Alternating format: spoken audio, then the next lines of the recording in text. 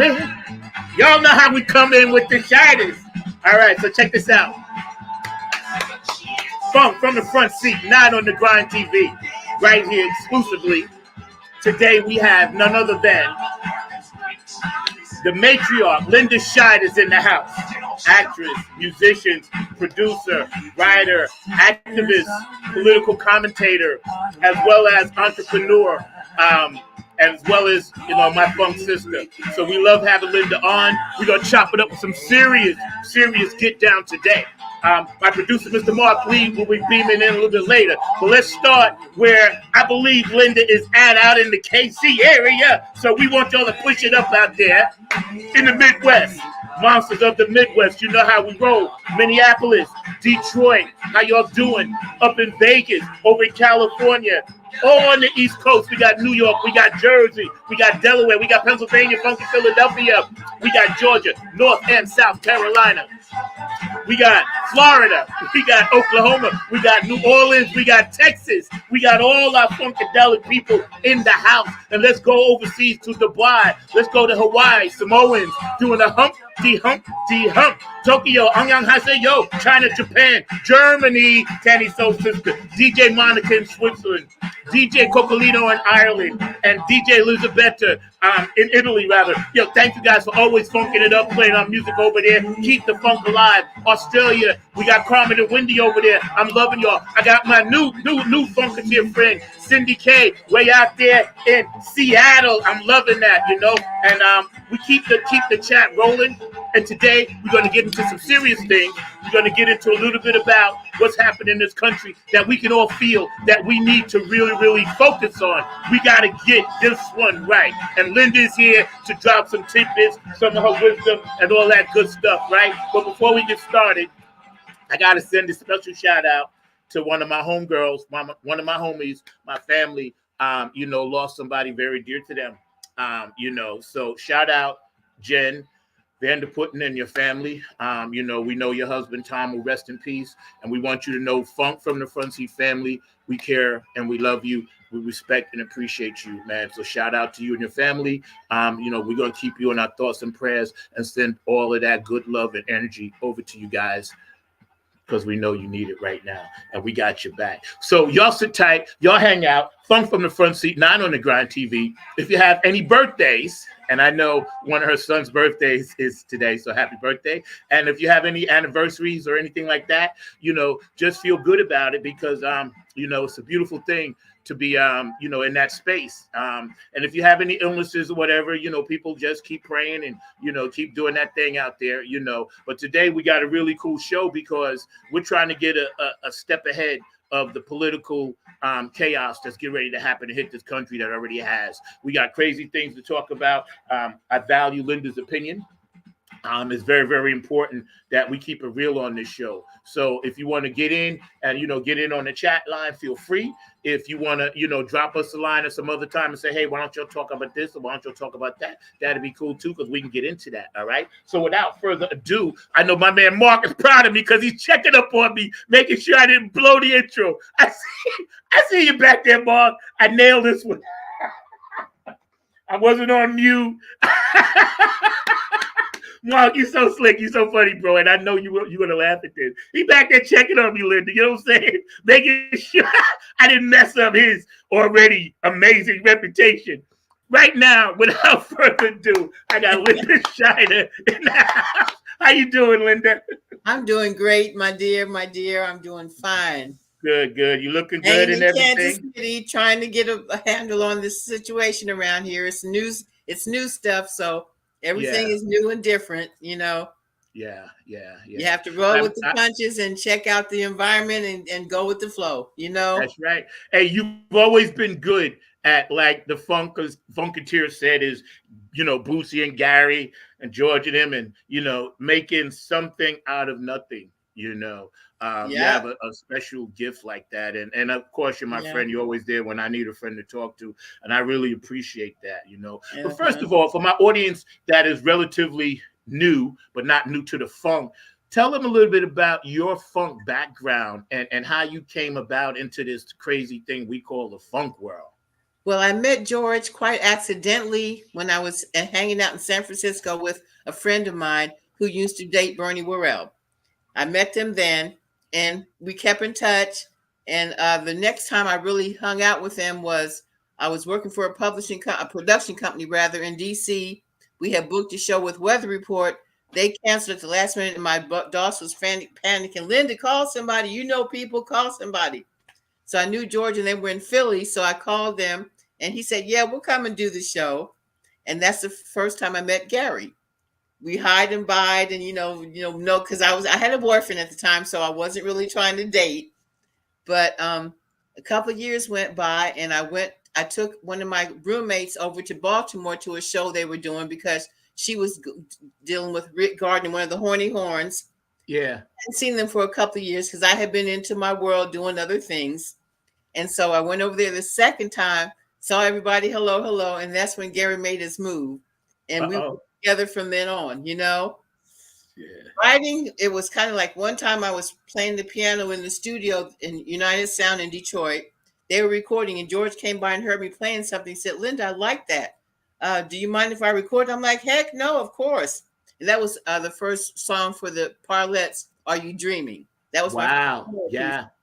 Then as things went on, I did a couple more songs that they used. But Gary and I, we wrote and produced for years, ever since. In my group Legs in Atlanta, we had a nice little thing going on. Couldn't get a deal for some reason.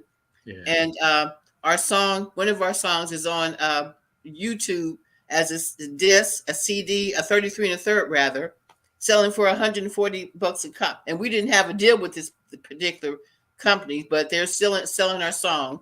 So, like I said, always in and around music for most of my life. I started off as a 3-year-old doing I'm a Little Teapot when my mom was trying to make me a Black Shirley Temple. I was like, no, I don't want to keep doing this, Mom. I want to learn how to play piano because the guy that went on ahead of me at the talent show played piano.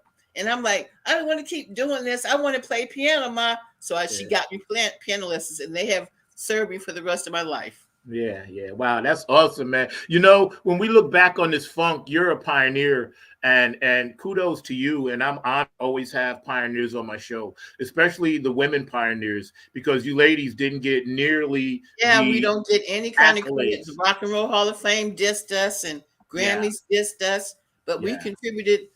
Me just as not as a singer, but as a songwriter, a musician, and all the other girls who our vocals kind of like put this icing on the cake for all their songs. We got no love, and everybody's still kind of uncomfortable with that, Yeah, I see it. I see it. I try to support it only because I just grew up.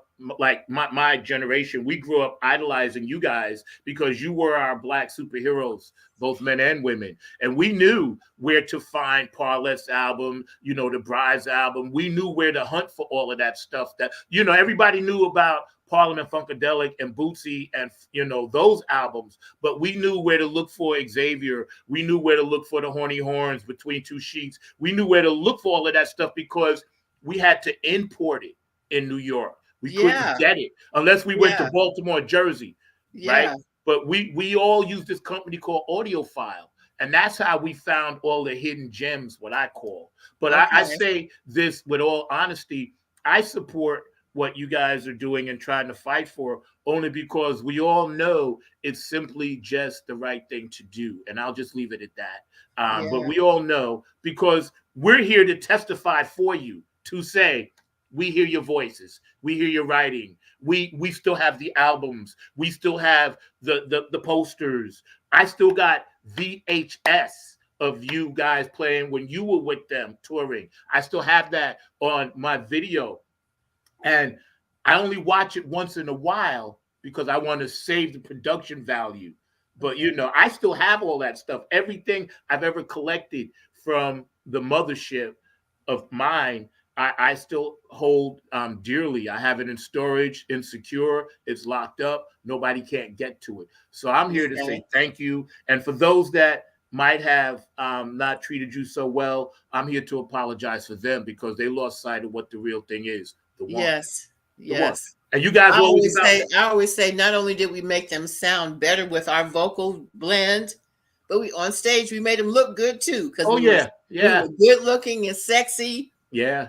And we brought it every night, you know. Yeah. Could not go out there and not bring it because they wouldn't have it, you know. Yeah. I didn't know you and Gary were married because until later, you know, I kept seeing Linda Shider. So I thought you was like his sister or something, you know. I was like, man, he got his whole family in there, right? I swear to God, for the longest time, I said, and then everybody was like, no, that's Linda Shider. That's his wife. I was like, oh, okay. You know, I was like, well, you know, my first stuff was before we were married, and that was my maiden name, Linda Brown. And so some of my stuff has my maiden name on it. We got married in 1978. Okay. And that's when everything flipped into my, you know, using his last name. Right. Wow. 1978. I know that was a huge year for y'all. I remember y'all had like about 8 albums out. Yes. All kind of the Horny Horns, the Brides, Parlettes, Bootsy, Roger. Everybody was. Yeah. It was. That's when, to us, like I said, those are my teenage years. So again, I used to look at you beautiful people on stage, beautiful, you know, Afro-American people, Black people, you know, fighting for your rights, saying positive, inspirational stuff, playing really good, excellent funk, rock music, and singing. You know, they were like, to me, P-Funk was like the Black Rolling Stones. Yeah. To actually be able to be a part of that was awesome to me. You know, it was like an unbelievable dream, something I never would have thought would happen. And we could see it. We could see it on stage. It came across to the audience that you guys were simply there having fun, you know. It just showed it, the music, everything. That's why we're still doing it today. This Nappy Funk Army shirt, did y'all see right there? It's called the Parliament Funkadelic, and people like Linda Shider. Okay, I wear the P proudly for the funk. This is what it is. This is the legacy. And I want you guys to know, especially, it's the age of Aquarius, the year of women, right? So I value what you have to say when we get ready to jump into this other stuff, because you're one of my go-tos, you know, and you keep your ear close to the political. Yes, I do. I hate not being close to DC anymore, but I still try to keep in touch with what's going on down there. And it's not a pretty picture on any level. Yeah. When you were coming through the funk, you guys were always thinking politically with your lyrics. Paint the White House Black was really like, you know, for Obama to actually become president, it was like George had a premonition that something like that would go down, you know? Yeah. Even Chocolate City, you know? Yes. And then also, right, when like Funkadelic had put out Wake Up on America Eats Its Young, today exactly is what's happening. Yes. America's eating its young. Can't be sleeping. These days are intense and crucial. Cannot be sleeping. Yeah.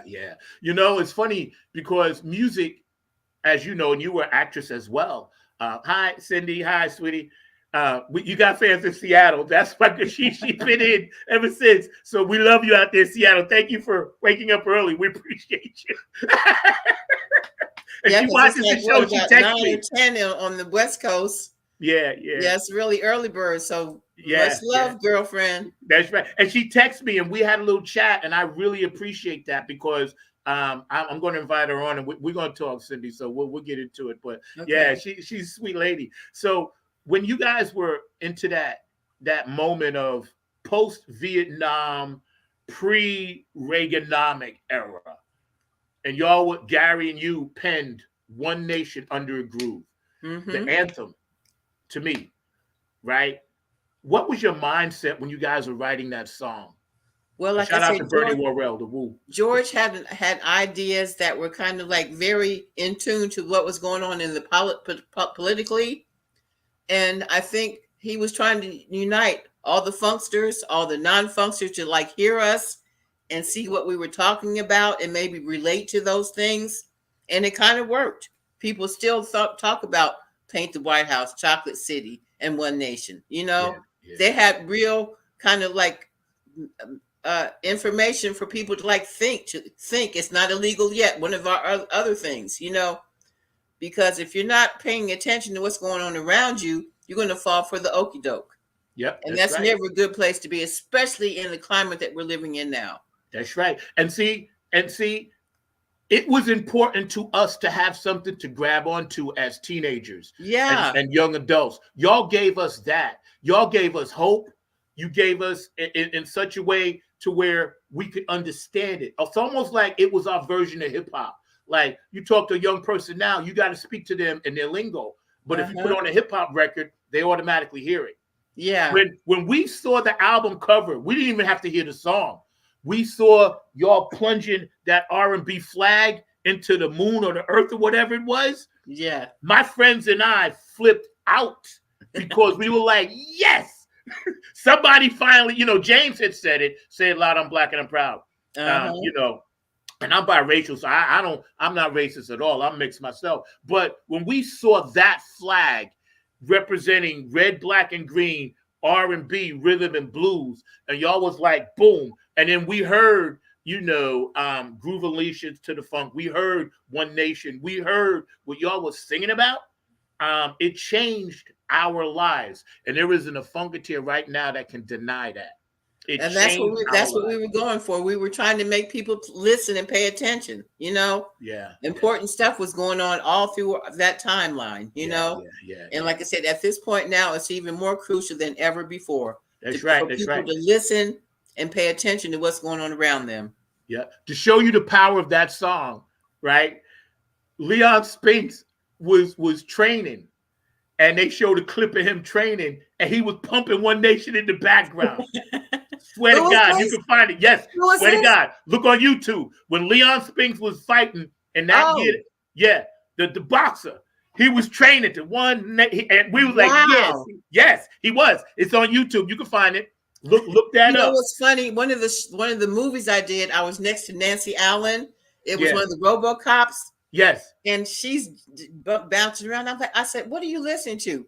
And she let me hear it. She was listening to James Brown's Living to America. Yeah. And I'm like, looking at her like, this white girl, oh my God, big time in the movie industry. And this is what you listen to pump you up for the action, for the scene she was about to do. It kind of freaked me out. I was like, people, we have no idea what our audience is or who they are, That's right. But there's certain songs that came out where we all remember where we were, Like I could tell you when I heard Say It Loud, I'm Black and I'm Proud. I could tell you where I was. I could tell you when Mothership Connection dropped. Smoking Panama Red with my friend Bobby Threadgill, rest his soul, and Nathan King, rest his soul. Smoking Panama Red in his bedroom upstairs with the fan in the window so his mother couldn't smell the smoke. Of course. When I heard that, I could tell you where I was when I heard One Nation, And again, those songs to us were better than any amount of money. Somebody could have gave us $5 million. We would have been like, no, we keeping this album. It was personal. It was personal. And like I said, there'd be no Nappy Funk Army if it wasn't for y'all, man. And I'm going to leave it at that because we got some other stuff to get into. We're hanging out with Linda SHIDER. You guys please stay active on the chat line. My producer, Mr. Mark Lee, is hanging out somewhere, working hard, doing something. So I'm going to try to get all your chats in as well and get your comments in. My girl, Lisa Love in West Coast. You getting that West Coast love and that Seattle love. What's up, Lisa? Time for you to get back on soon, sweetheart. We'll get you talk about some more Skunk Mob stuff. But tell us some of the movies that you were in before we jump into this conversation. Oh God, it was a lot. The first one I did was with Daniel Day-Lewis, his first American film. It was called oh God, it's been so long. It was about him coming to Atlanta to find this hidden painting that was worth a whole bunch of money, and nobody really knew it. It was like a bunch of rednecks that were kind of stashing it. Right. What the heck? I can't think of the name of the film. I did RoboCop. I did a couple of In the Heat of the Night segments. I did Did you do something on NBC? Huh? Did you do something on NBC, you said, TV? Oh, yeah, a couple. Like I said, In the Heat of the Night, I think that was on NBC. I did 2 of those. Yeah. Oh, the movie was Stars and Bars. I finally thought about that. That was Daniel Day-Lewis's first American film. Okay. RoboCop. God, I did so many. It's kind of hard to think because it's been a while. one with Invictus, one called Invictus that had Peter Coyote as a star. Yeah. That was good. That was really good. Okay. Gosh, Zach, you put me on Front Street. I can't think of so there was I did about 30, so it's kind of hard to I know it was a lot. It was a while ago. So and see, none of us RoboCops. I was always down with the RoboCops. When I saw, I was like, that person looks familiar, but I don't know. You know what I'm saying? But I was like, Hulk Hogan. What was the Hulk Hogan movie? I can't think of the name of that one to save my life either. But I said I did a bunch. Yeah, I did a couple of plays. One that started in Atlanta, ended up in New York. Yeah. See, people don't know, and we're not jumping around. We're just trying to give people a clear picture of you, but also a little bit about your work with Stokely and them boys back then and girls. Oh yeah, Stokely came when I was at Tennessee State. Stokely came and did a very fiery speech one day, and it pumped me up so much. Me and another girl that was also very kind of politically oriented, we decided to tell all of our co-people, hey, this place is not cool. They're supporting South Africa, first of all, with some of the things they're investing in. And this is a black school insulting us like that. And we took it to the streets. We got on the street, which is Jefferson Avenue, which is the main drag in that area. On the street, there's all those students behind us. And all of a sudden, the cops started shooting at us. They're shooting us. I'm hoping that they were like rubber bullets because I ducked into a phone booth and ducked down. All the glass was shattering around me, and I'm thinking that if it must have been rubber bullets, or they would have killed me. Wow. And so after that, Stokely kind of saw what we were doing, and when he came to DC, sometimes we would sit down and he would be strategizing, him and Cleve Sellers, Eldridge, and Catherine Cleaver. We'd be sitting at a round table discussing the next moves that they were going to make. Prison stuff, like with George, what was his name? George. He used to date Angela Davis. George Jackson. We were talking about them. So I went to San Francisco and kind of talked to some of those guys after the Day on the Green. I don't know if you remember that, but they all of a sudden they took all these prisoners out to the main yard, stripped them down, handcuffed them to the ground, and killed some of them. It was like, and one of the guys wrote a poem called "This Day on the Green." This was at San Quentin. So I was dealing with some of those guys. Some of them were trying to get some early release or get, their stuff kind of like lower sentences and all that kind of stuff, getting parole, which they just refused to do. So, I mean, it was like, and this was like when I was like really young, I was in my early 20s. And It was really kind of important for me to just be involved in something important, Yeah. Is it part of human nature for some of us to kind of just be a wait and see, and then some of us to be like, nah, I'm going to be on the front lines? Do you think that's just part of human nature? Yes, it is. Some people are just born to be involved. Some people are born to kind of sit back and watch things happen. Yeah. You have to make your own decision about which of those camps you want to be into. Yeah, I agree. With me, it was always, I had to be involved in something. I was just, my energy, I just could not sit around and do nothing with all this stuff going on in the world. Yeah, Vietnam War, all that kind of stuff was going on when I was young. So yeah, I agree. Going on, and it was something I felt like I had to make a stand. Yeah. You know what else I find too interesting is that some things just call you, and whether you want to do it or not, you go into it. And I believe that's the Creator, the Almighty, the one, whoever, people want to say, or maybe they don't want to say anything, but the universe, I believe knows certain people are supposed to be in certain places doing certain things, For instance, when we needed hope in this country, we had Barack and his family come along right at the right time. They could have been white, they could have been Asian, they could have been Chinese, they could have been Mexican. It wasn't about their complexion. It was about who they were. They came along at the right time. Yeah, exactly. So I believe that was like divine intervention sometimes. So I'm praying for everybody out there right now. Remember, we're gonna need that again, something like that. Because this next hour, we're going to dive deep into some things that Linda and I talk about privately on the phone, and we're going to share some with you, about where we are today and why it's important to stay active in your local politics. So let's start there, Yes. Linda. Yes. Why is it starts important? there. Why is it important to be involved in at the local level as best that you can? Especially in these times that we're living in at the present time, the Republicans have pretty much locked down all the local elections. The abortion thing in Arizona, Republicans, they have kind of most of the flip states that could be flipped have been taken over by Republicans on the local level. And that's where it starts, because if they lock down on that era, then going any higher, Republican, you see what the Republicans are doing and their agenda or non-agenda, because they're really about nothing except extremism. Yeah.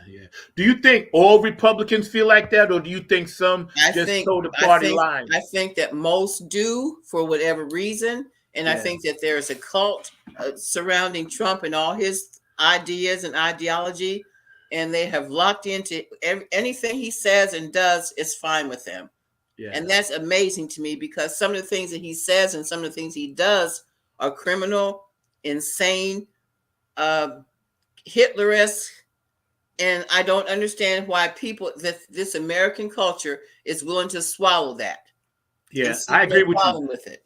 And the other night I made a list right after we talked, and I had, the A side and B side of columns, right? And I was just going down my list, and I was thinking of everything that I, as a libertarian, have in common with anybody that's either Republican or Democrat, right? Because I'm neither, right? And I found out I have about 80% more things in common with everybody, rather than against. Like, for instance, we all want good schools. We all want, a nice place to stay. We all need food on our table, the basic needs of survival, some type of employment. We all need some type of community gathering, be it church, be it a park, be it karate classes, be it yoga, be it this, be it that. Most of us have a need to have all of this stuff. So if we have all these things in common, why are we, as red-blooded, smart human beings, allowing people that sit on the high up, don't have our interests, divide us? Dr. Brookenstein, what's up, bro? We should not be letting people who have no interest in us divide us because of race, color, sexual orientation, religious beliefs, or none of that. What's your thoughts on that? Well, like I said, the housing and food and some of the things that are going on now, nobody is dealing with the extremity of those things. Housing is mostly overpriced. Food is overpriced. And we have our healthcare system is kind of broken. Oh, yeah. Where you have to have big money in order to get the top level care. Some of those things are just things that people have taken for granted because they have no alternative. Me, for example, I'm in Kansas City because I couldn't find a place in Maryland where I could afford to live. Yeah. With my income, there was no place available for me to live. Yeah. So here I am in a whole nother place, don't know a soul in this city, but it was like I had to go with the flow. I find that food, when hamburger got over $10 a pound, I thought that was kind of insane. Certain things like that are just like, these things could be fixed if the politicians went to the consumer people, the people that are making these things, and told them your prices are too high. You're Xing out most of the people in the world because they can't afford to eat, can't afford to find a decent place to live. Those kind of things can be dealt with, but nobody seems to care. Yeah, you're right. Those who could make the changes don't seem to want to do so. That's right. And I'm speaking at Marching for Homes down here May 4th at a rally. Right, I'm not going to march because I'm ill. It's too far for me to walk, but I am going to speak at the rally. And we're trying to get CNN and all the local news stations down there, because exactly what you just said. We're all being gentrified out of places that were comfortable to us. Yes. I lived in my apartment for 7 years. I was so happy there, but they raised the rent on me, and I can't afford it. So that's what happened to me in Maryland. Yeah, it's ridiculous. It's ridiculous. And it's not even income per se. It's the fact that the cost of living, we can't keep up with that. Like you said, a loaf of bread goes up. Yeah. For me, my job requires a car and gasoline. So I need gas. Now, some days I see it as like $2.89. Next time I see it, it's like $3.50, $3.60. They could do whatever they want and play with the economy. This is why so many people out here are angry. And politicians, y'all better listen up. You're not going to get our vote. You're just not going to get it. We'll be like, nah, locally, we'll vote you out. We may not be able to control the president, but we can control you, city council. We can control the mayor. We can control the council people and the senators in this state of North Carolina, as well as the people in KC. You know, I know y'all got a tenants union out there because I've been in touch with some of them, you know, because we're trying to form that here in North Carolina. And it's time for people to take a stand. I'm at that age now, 66. What are you going to do to me? Can't put me in prison? Whatever. You can't hurt me, can't shoot me, can't kill me. You know and it's insane to me that those in power see all these things going down and have no alternatives. They don't want to fix it. You know, they'll go gung ho for the gas, the oil companies and people that are hitting them with money. You know, the lobbyists are giving them like free vacations to go around the world or whatever, like instead of use of a private jet. And here we are paying, like I said, paying $10 for a pound of hamburger. Can't afford a place to live. As a senior citizen, especially after putting in all my work, all my years, I can't find a decent place to live on my own. And those things can be fixed. They just don't choose to do so. There was a stat, which was fairly accurate, I believe.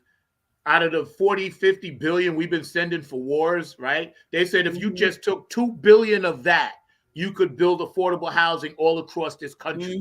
It could be done. You're trying something like that here in North Carolina. They've taken a lot of the abandoned Holiday Inns and motels and trying to turn them into affordable housing for people. The problem is, right, it's political. Because if you notice, they're only doing this around election time this year. They could have been doing this, but every year, which leads us to something else. And once they get in power, everything stays the same. Nothing changes. They talk a good game, but when they finally have the option to change things, they just go for the status quo. And whoever's hitting them with the most money. That's right. Why do you think liberals and some liberals, not all, because I'm not grouping anybody. Again, these opinions are the opinions of Funk from the Front Seat, not on the Grind TV, not of StreamYard, not of Facebook, not of YouTube, not of TikTok or any other 26 platforms I'm on. Not those opinions. They are just ours, right? Why do you think that new school liberals are so far left? They have lost sight, because if Barack ran today, he'd basically be a conservative Republican. And then we're going to get to the Repubs in a minute. But why do you think, like, in my opinion, that segment of society, I call the new school Dems, why do you think they're over the top with so much bullshit that doesn't matter? Well, one thing, there's the age thing, especially with Biden and Trump too. You know, the young people, they have a whole nother agenda. They have their own issues. They're upset about the Palestinians being dehumanized over the Middle East. They have issues with student loans. They have issues that the older generation has. You know, we have so many other things going on that maybe we've let their issues slip aside. And that's important that they stay involved too. I started getting involved with the world around me when I was in my 20s. You know, I think of the people, the young generation is so hip hop oriented. They're thinking about fast cars, diamond jewelry, a bunch of girls with their booties hanging out, and that's their agendas. You know, they don't have any political interests to speak of. Most, I'll say not all, but most. From what I see. I know my one daughter is so happy. She's going to be 20 in May. This is her first real election. So she's been talking about this for like 4 or 5 since she was young. I can't wait to vote because my kids, they were fortunate. They basically were born into the Barack era, so that's all they knew. You know what I'm saying? They're like, oh, we got a black president. It's normal for me, you know. And look at what a fluke that was, because as soon as he was out of office, who comes in? Yeah, a whole 360 degrees with Donald Trump. Yeah. White people were like, whoa, we actually let a black man go into the White House. Can't let that happen again. They brought the most contrary person, the most abstract person that they could find, and put him in there. And again, we're not saying everybody, because we're all brothers and sisters. We're just talking about the people that we know when we mention race. So don't get it twisted out there, because Linda and I have friends and family of all nationalities. Yes. Yeah, exactly. So it's not about that, because the funk ain't about race. It's about the funk. But we just say this is the facts, because I ask you this, right? And then we're gonna take a quick break so I can run some of these commercials and get back with you. But I ask you this, and then you think about it on the other side. Are we better off than we were 4 years ago?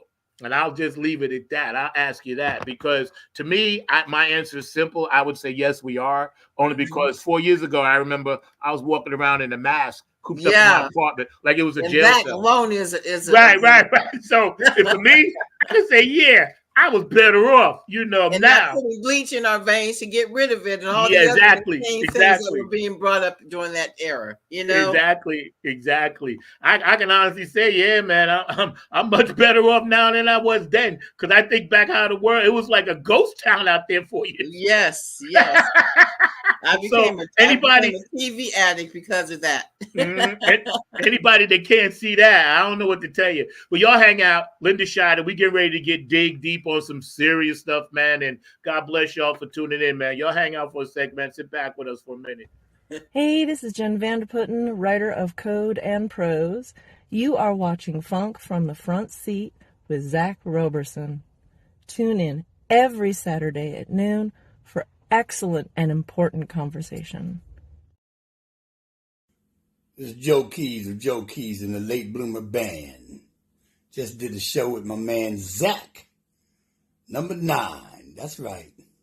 Number 9's got it going on. Check out Funk from the Front Seat. Zach Robinson. Serious good vibrations, y'all. What we need. Peace. Hey, it's Chrissy Key Rollins here with Holistic Restoration, inviting you to check out Zach Robinson with Funk in the Front Seat. He drops new episodes every Saturday at noon on the East Coast time, and replays are posted for whenever you miss a live stream. You can find him on 9 on the Grind TV and also on YouTube, and get ready for the funk, because he brings it every week, along with hot topics, amazing guests, and great conversations. Again, that's Zach Robinson with Funk from the Front Seat on 9 on the Grind TV and YouTube. Go check them out. What's up, Royal Funk fans? This is Lisa Love, aka Alpha Unk Omega, coming to you from Love's Temple here in Southern California, inviting you to 9 on the Grind, Funk from the Front Seat with Zach Robinson. This is what I want you to do for me. Tune in every Saturday at 12 p.m. Eastern Standard Time, 9 a.m. Pacific Standard Time. Come join the meeting of minds. I guarantee soul's growth and high vibrations, not to mention the love. Keep it funky, y'all. Hey fam, what's goody good? What's really good? My name is Jeff Roberson from the gospel group called Jeff Roberson and New Life. And I'm coming to you from the town that we had to name it twice. It's so nice. New York. And I'm bringing you some news about my brother from another mother, Brother Zach, who's bringing you his hot new show called Funk from the Front Seat. Listen, he's bringing you funk from the vault, from the past, from the present, and into the future. He's got that music that makes the hair on the back of your neck rise up. He's bringing you funk all the way down to your toes. This is that funk that makes you really want to groove. Stay tuned. Don't touch that dial as he brings you funk from the front seat. Listen, let's go. Hey, this is Keith Jackson with P-Funk Radio, inviting you to check out my brother Zach Robinson with Funk from the Front Seat. Saturdays, 12 noon on the East Coast, and 9 a.m. on the West Coast. It all happens on 9 on the Grind TV and also on YouTube. Great guest, great conversation each and every Saturday. That's Funk from the Front Seat with Zach Robinson on 9 on the Grind TV and YouTube. Check him out. A few of the peeps that absolutely, keep me lifted. JTRP, P-Funk Radio, Gabe Gonzalez, Larry Funkster, Jones, Robin Circle of P, everybody in the Club Funketeer, Ambassador family and Club Funketeers around the world. Of course, Boots and Patty, love you guys. Brenda in Ohio, I hope you feel better. HJ Entertainment, Heidi and Kane and Jams, I love you. Tony Cam, Funk All-Stars, and the Funk All-Star Kids. We love doing that, and we're going to see y'all real soon. Nappy at Funk Army, Oak City Music Collective down here. Afterglow, 92416. Don, I love you. Otis, I love you guys. Q&A Entertainment. Brooke Clagic, I love you, my Funk Angel. Patricia Dioria, Aquarius Rising Art, Curtis Wilcox, and George the Funk Vinci. Thank you for always hooking me up with the dope artwork. You guys are the next ones taking that torch and running with it. And we appreciate you. Every artist that you guys do work for, trust me, we love it because you guys do everybody's stuff. So it's like a fun family. Dr. Brookenstein, my dog from way back, 98, been taking care of my website. Can't thank you enough, man. LL, Cindy, and James, and everybody else that's watching out there. David Webb, thank you for allowing the Nappy Funk Army to give you memorabilia for the Funk Hall of Fame and Chronicles Exhibition Center, which we're going to be doing that in August this year. And everybody else that's watching, y'all go back and please, check this show out. So coming back on the other side with the amazing Linda Shider, her resume is a mile long, and y'all know who she is and what she's about, and her husband and her family. And are we better off now than we were 4 years ago with what we're dealing with? Well, like I said, COVID is in the rear view, which is a blessing. I kind of don't like the idea that cars have gotten so extremely expensive, and that Biden is talking about making all of them electric, but the prices are so enormous, it's kind of scary. Yeah, it is. Yep. Like we've already talked about the housing issue, how this gentrification has places going for millions that used to be like maybe way less money involved with buying someplace to live or renting someplace to live. Food is more expensive. But on the other hand, the climate of the country seems to be, for those who are paying attention, it seems to be a little bit more mild. And then you have, there's two extremes. There's the extreme left and right. And those who are in the middle are just coasting, trying to keep their head above water. Yeah, that's all. Yep, that's all. And that's most people, that's good, Yeah. You know what we need to figure out how to do this? And I want everybody to listen to this very carefully. We need to figure out how to support our police officers, the men and women that are out there, and try to weed out the bad apples. But we cannot, and everybody knows this to be a fact. I don't care what color you are. You cannot say you want to go out and have complete chaos without understanding the mind of a police officer. Now, I've talked to quite a few about this. We lost your volume. We lost your volume. Yeah.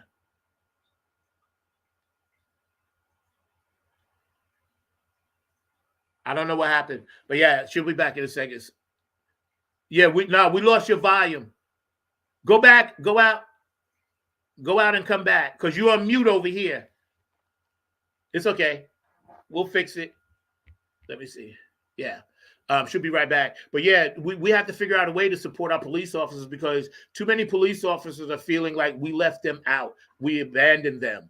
And that's not true at all. Most of us that are law-abiding citizens, we just want to try to support y'all out there. So don't ever feel, if you're an officer or fireman or anybody in that industry, that you don't matter. You do matter to us. When I'm driving on the highway, I need you to pull over the drunk drivers.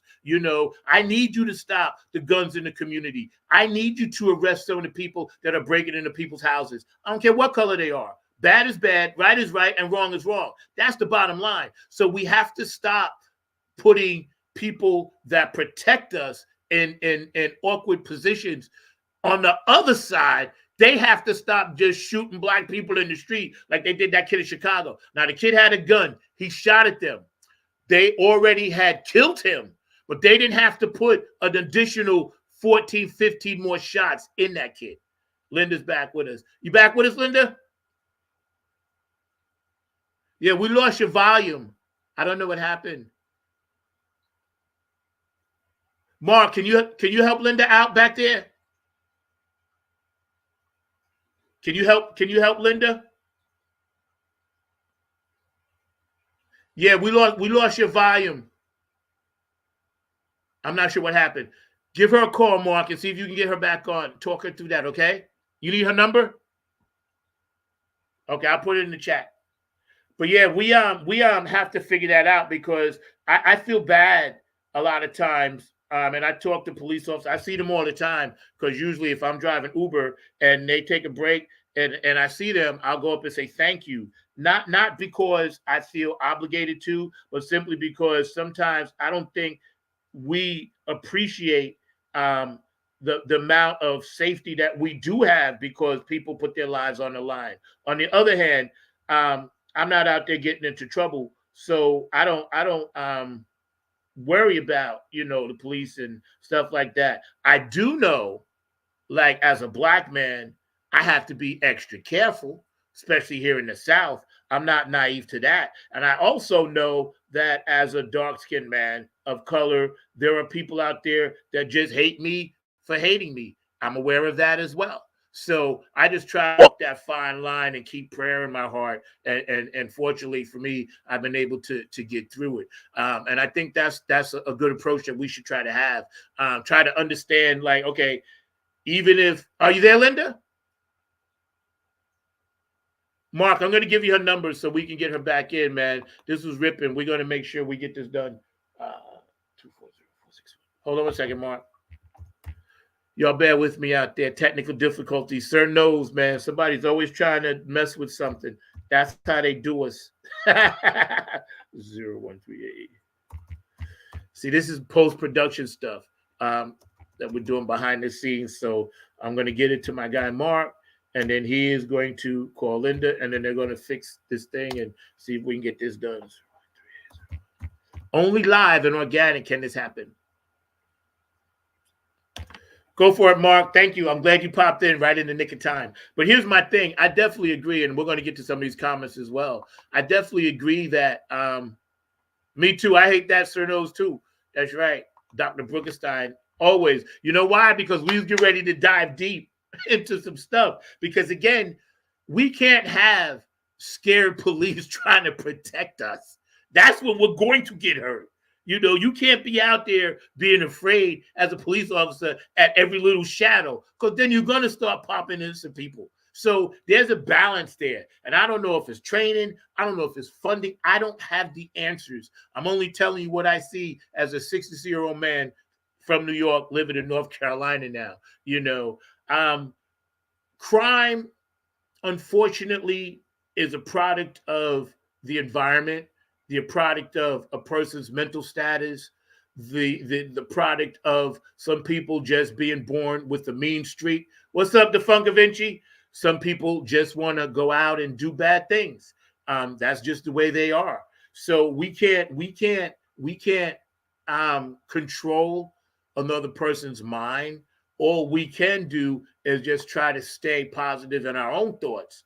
And if enough of us stay positive in our own thoughts, then we can together have a group consciousness of positivity, and that's what music does.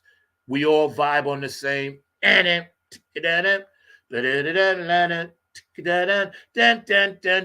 We all hitting on the one in the music community. This is why whoever you are as a musician out there, now is the time, especially if you're a woman, to realize your importance.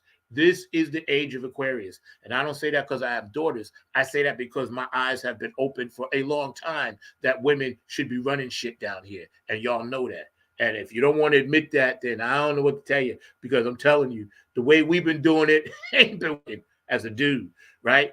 Now, what I see going forward until we get Linda back, starting at the local level, most people feel that their vote doesn't matter, and I feel like that. Sometimes most people feel like, why should I do it? It's a waste of time. I got to take off. I got to do this. I got to do that. Right. So let me hold on one second. Okay, it says, Linda, that you're on mute on your side. So somehow it muted itself, and I don't know why. It shouldn't be doing that. Mark, do you understand why that's happening? Are you back there, sir? Do you understand why that's happening? I don't know either. But anyway, we're going to get Linda back on. We'll figure it out. Are you there now, Linda? I don't know what's up with that. Maybe I need to go. Mark, you want me to go out and come back? You think it's that? Because I can do that as well. Y'all hang tight. Just give us a second to figure this out, because I have to let Linda finish her thought process. But like I was saying, we can do together is just have a collective consciousness, and then just keep it, keep it real. You know what I mean? So I don't know. I guess that because everybody is so focused on their own personal things, and that's rightly so. We have to do that in order to achieve some of the things that we want to achieve, But as a collective group of human beings on a planet that is surely dying, and it's telling us every day by the way we treat it, the forest, the trees, and yet we choose to pollute the planet, poison the food, poison the crops, poison the atmosphere. And, that's part of our downfall as human beings and Homo sapiens down here on this planet, is that we don't think of it as a collective. We think of it as political. Some people believe in global warming. Some people don't. I don't know why science all of a sudden became political. You there, Linda? Yeah, I still can't hear you. I don't know why. It says you're not muted. You stay. I'm going to go out and come back. I'll be right back, audience. You guys sit tight for a minute.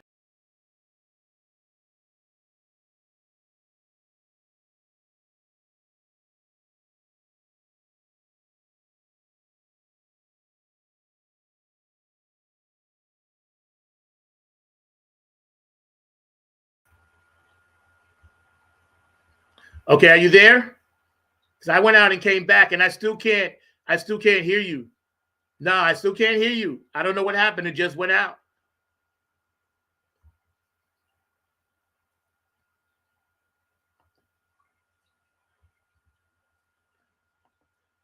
Mark, are you on the phone with Linda?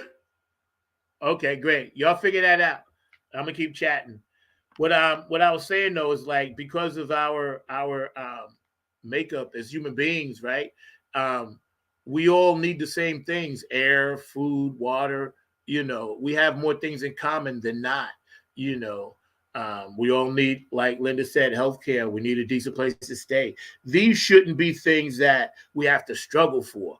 If you're a veteran, especially too, and you got to come home and end up sleeping at the bus stop, that can't be right. That just, like, come on. How is that possible? I don't understand. Like Dr. Brooks said, we are just a biological speculation sitting here vibrating, and we don't know what we're vibrating about, because the animal instinct in me makes me want to defend me, makes me want to live when it's time to die. Y'all see my point? Funkadelic. I believe in God, but I know law and order must prevail. So if by chance the laws of nature are just, equal, and fair, then the law of nature will come and do her thing. She does not think. She works by instinct. Survival is her thing. Y'all see my point? I got you, Dr. Brookenstein. I'm down with the Funkadelics. And George says about the veterans, you're absolutely right. You see it every day with veterans, and it's very, very sad, bro. I agree with you 100%. I don't know why These are men and women that fought for this country so the corporations and the banks and the lawyers and colleges and musicians and athletes, everybody can enjoy these said freedoms that we claim we have. And yet we treat these very people who laid their life on the line for us, we treat them like they're last.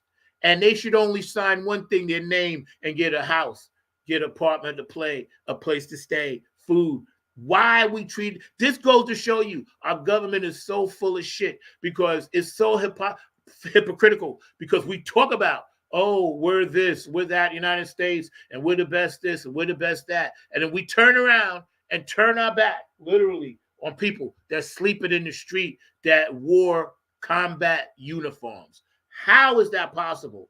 Yet we're paying somebody $300 million to hit a baseball. Somebody $100 million to dunk a basketball. Why is that possible? We're going to try to get back on the phone. Mark, you work with on the phone? What are you doing back there, bro? You think the president should give every vet who served honorable house to live in? Yo, I agree 100%, bro. I've been saying that for years. The president should be able to do that. They should do it.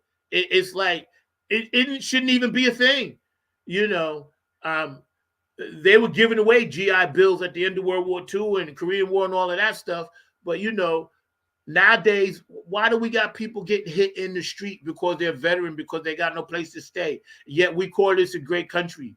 Why are people getting shot down in the street every day? Because they may have a license plate tag that's hanging off, or their back light may be out, or their license is suspended, or they got a warrant for their arrest, but yet they get like popped right in the street. Why do we have this mentality? Like, I don't get it, man. And it's very sad. Those of us that believe in the light and follow the light, we see it. And we're trying to just spread some peace, love, and harmony in the midst of all this chaos. Like my friend Kissy Q. Rollins always says, this is the planet where chaos happens. You know, so we got to fix that. You know, we're back there. Mark, what are you doing back there, Mark? Let me see what Mark is doing, because we got to figure out what's going on with Linda so we can get her back in. You know, Mark, did you resend her the link? You can resend her the link, man. Try that. That might work. That's what I would do. You know, I'll do it myself from here. But anyway, if you guys got any opinions about it, please join the thread and jump on the chat line, because we appreciate, we value everybody. And once again, we're going to show some of these comments. You know, we're going to start way back here because we have some people chime in that are kind of, you know, new, and we appreciate you guys. And, you know, everybody that's chilling, you know, whether you're driving or, you know, whether you're, you know, at home, or whether you get ready to, you know, go to an event tonight or just hang out and watch sports, whatever it is, man, you know, we appreciate you guys taking the time. You guys can always go back and watch this show. You know, it's always on YouTube. They're all for free. I don't charge anything because I don't want to really get caught up into the money aspect of trying to just spread peace, love, and harmony. You know, the spirit teaches me that, you know, that's got to be for free. You know, money will come. You know, when money comes, it comes. You know, but I'm not going to let that stop me from using a platform where I know, you know, people can feel like they have a voice, because we'll have anyone on this show. So it doesn't really matter. You know, we're not trying to be, you know, all of that and then some with numbers, but we have a lot of people that do check it out because the content is always real. It's raw, you know, and it can be technical at times because, you know, this is what happens when you go live. You know, we're putting up some of these comments, and, you know, we appreciate everybody that stayed active on the chat line, because it's kind of cool, you know, to have an audience and, you know, just chat, and we all feel like we're sitting around in our living room. You know, because that's how I always wanted it to feel, like we're just sitting around the coffee table, chilling, having a cup of coffee and some Hostess's crumb cakes, which I dig. And if y'all got one, please send me one. You know, Linda and I was talking about, you know, well, we were going to talk about women in politics. And I think that, and I mentioned this a minute ago, I think we need to get many more women involved at the higher levels, even at the local politicians at those higher levels, because we need that feminine energy, that different perspective. We need that mothering, that nurturing that, women naturally have, and I know, people will relate to this, because where did we all come from? You know what I mean? You think about that for a minute. Where were we born out of? A womb. Okay. So why wouldn't we want the womb to be the nurturer of the planet? That's why they say Mother Earth. They don't say Father Earth. They say Mother Earth for a reason. Now, I don't know who said it. I don't know who made it up, but that's what they say, Mother Earth. So that should be our go-to. You know what I'm saying? Like, and we're not utilizing that. If we were, the planet wouldn't be in such disarray right now. Because if you look around, the planet is basically telling us, like, we're not treating each other the correct way. And we need to start doing that. We need to start understanding that everybody is important. Everybody has a spiritual purpose. Zechariah Cloud 9. Everybody has a spiritual purpose on this planet to do something positive, to do something good. Whether you've made mistakes in the past or not is irrelevant, because if you made those mistakes of the past, that's in your past. So you can't let your past define who you are in the present or the future, and you have to understand, like, staying true to that, like Shakespeare said, to thine own self be true. Staying true to that is the path to spiritual growth. And what I mean by that has nothing to do with religion. We all need to have spiritual growth in order to make it work. Mark, are we straight back there yet?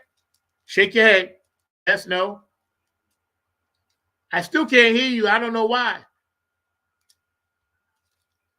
I have no idea why. I think maybe your microphone, or I don't know, but we're going to find out. You can call on the phone if you want. You're welcome to call on the phone, because it doesn't say you're muted on my side at all. So I don't know why. Can you use your phone? Can you use your cell phone? Can you hear me? You can hear me, right? Use your cell phone. Yeah, I think that's what it is. I'm not really sure. Something is going on in that area. I'm not really sure. Yeah, I don't know. I'm not really sure.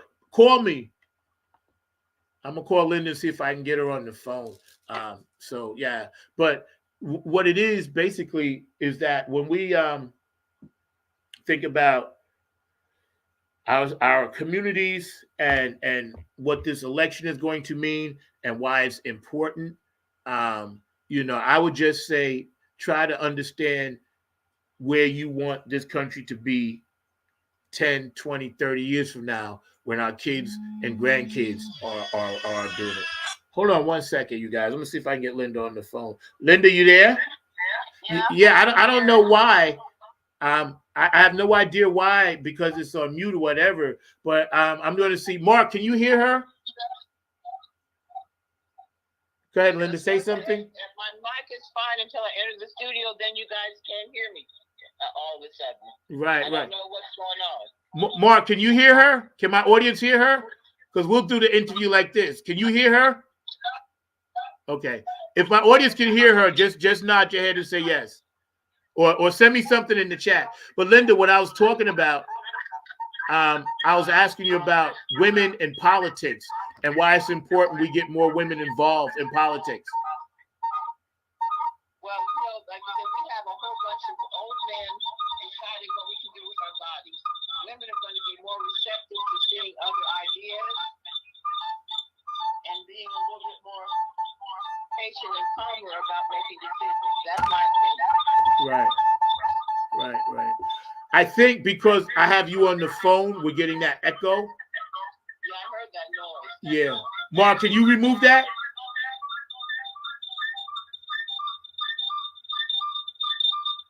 Or can you call her on your phone and do it from that side? Thank you. All right, Linda, Mark's going to call you back. Okay, I'm hanging up with you. Okay. Organically, this is what happens, but we're going to make this work because I have to hear what she has to say. It's fascinating. But getting back to it, I think that if we just look around and see how we want this country to be 5, 10, 15, 20 years from now, we'll understand the mistakes that we make now will cost us dearly then. And that's what we need to try to avoid. If we can. And I'm not saying vote. I'm not saying don't vote. All I'm saying is think about the future. Okay? That's very important. What people do in their personal lives and religious and, as far as, politics and all of that, they're going to do what they're going to do. People already kind of know how they feel about things. You can't change another person's mind. But what we need to do is listen actively. And listening doesn't mean listening for the things that only you want to hear. In order to grow and educate and lift up your spirit to another level, you have to be willing to sit down and listen to things that you may hate to hear, but could be true from another person's point of view. There's always, shout out to Another Point of View show, there's always another point of view, as Bootsy says. So you have to be willing to listen to those people and understand, okay, I don't agree with nothing they're saying, but this is how they feel. This is what they see, Now, of course, we know those born with the sense of entitlement. We're not talking about them. We're not talking about the elite. We're talking about the everyday man and woman that you see in the grocery store, that you see at the gas station, that you may see at the mall, that you may see at a music festival. Those people, our people, us, we, you, me, all of us. That's what we need. Yo, Mark, you there yet? You got Linda on the phone? This is so bizarre with her not being able to hear me. That's so crazy. Usually it never happens like this bad. And y'all know this. Hold on. Let me see what Mark is saying in practice. I have got her on, but it's the work phone. I can see if you can hear her, but I doubt it. But let's see. I'll put the phone up and you tell me if you can hear. Can't you put it on speaker? That's a good question. Yeah. Put it on speaker. I'm trying to see what speaker is.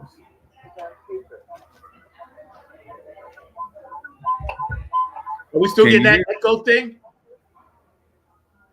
Can you hear her? No. Is she talking? Say something. Hello? Yeah, the speaker is not that strong. Yeah, man, this is crazy. This is so crazy.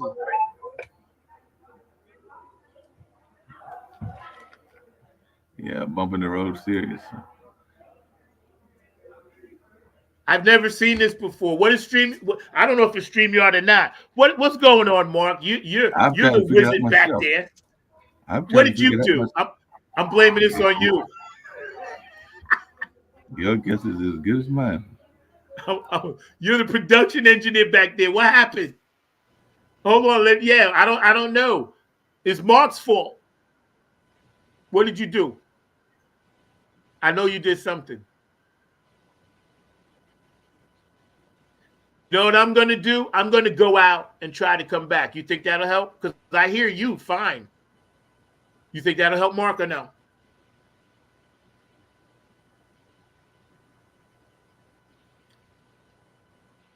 Now you're on mute. Yo, somebody's seriously effing with the show. I swear to God, somebody is seriously. Hold on, let me get out and come back. Yo, y'all are watching this. This is live. Somebody's seriously playing with us today. I don't know why either, but it's cool. Hold on. I'll be back.